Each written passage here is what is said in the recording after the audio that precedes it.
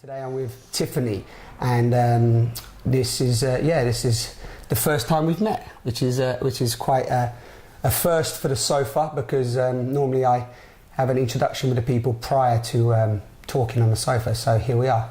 How you doing? Good. Good. Yeah. You met me at the Herb Hut. Everything's good. So we had a little talk anyway.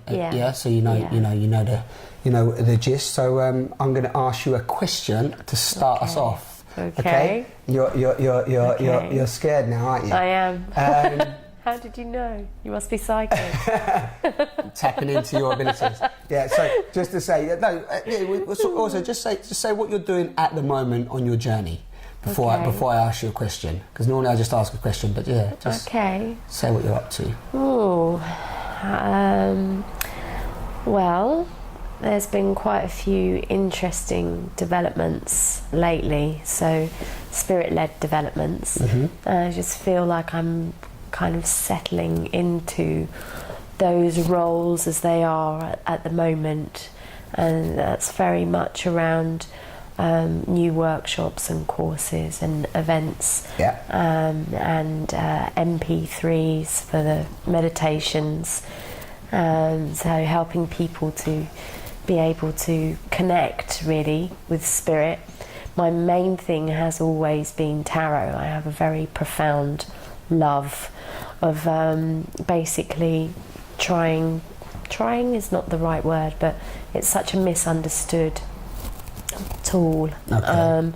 And it's one of the most, in my eyes, amazingly healing tools. Okay, beautiful.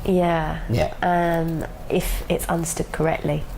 And so that is always something that has travelled with me throughout, and other things maybe like petals, just blossom out from there. That's the core. That's the core. What is it? The core connection. You're connecting with the tarot, yeah. Yes. And just in your words, just sort of describe the tarot, because for me, for example, or for my limited thing, most people it's just it's a card. You see it in film. What is it? The hangman comes up, or somebody else pops up, and it's like you watch James Bond. Mr. Bond. You're dead.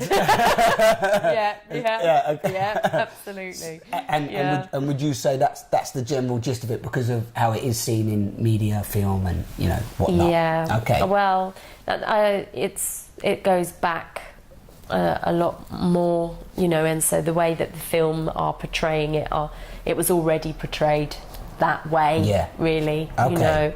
Yeah. And that was not the right. That's not right or wrong, but you know what I mean. That wasn't the way it should have been portrayed, basically, or that what you feel.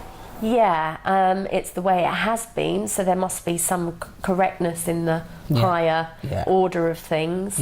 But really, it's it gets very confused. It can be seen as a fortune teller's predictive tool. Okay. And it's really, that is one facet. It's like you see a dice, and then you say it's just got the number 1 on it.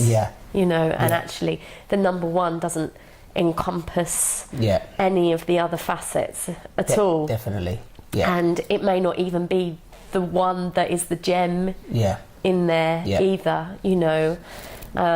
So it's that's always been for me the main passion in a way. Because I've seen what it can do, because the tarot, the word tarot means book of life. Okay. Beautiful. And so you have 22 major arcana cards, and it starts with the Fool and ends with the World. And they are basically pictures of your step in life. The Fool is the new soul, coming into the world. And as in birth? Yes. Yes. So you come into the world as the Fool. Yes, an archetype. And it goes through these 22 archetypal steps. To the world, which is evolution. And going back round. Okay.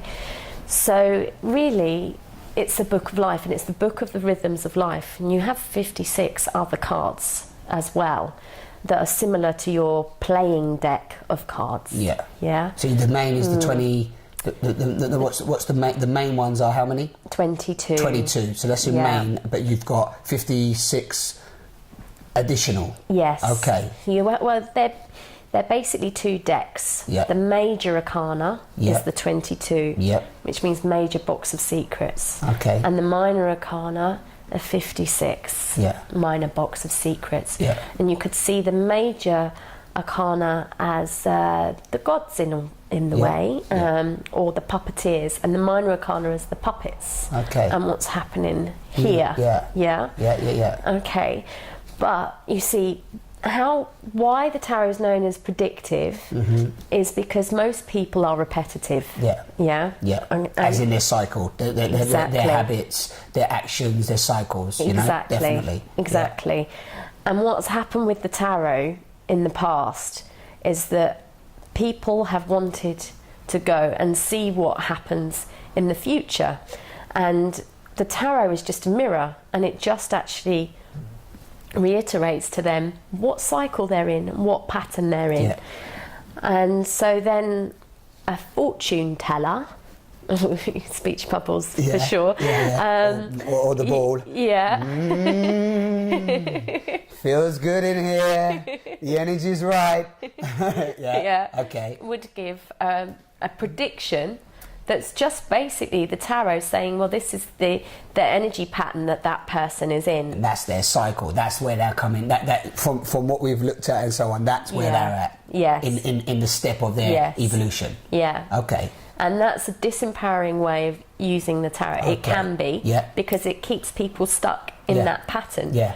When really the tarot's a mirror, you know. So if it can do that, it can mirror people back to their pattern, so they can see it and learn, from awareness. Exactly. So it can give awareness. Beautiful. Exactly. Okay. Exactly. Rather than coming out there and going, I know I'm in this place, I'm stuck, it's crap, I'm in a bad relationship, I'm here, I'm not confronting my fears, but I haven't got anything from it. Yes. Yeah. Yes. And hence why a lot of the times, not just in that, but in other psychic things, is people come out and they want, they don't get given, do they?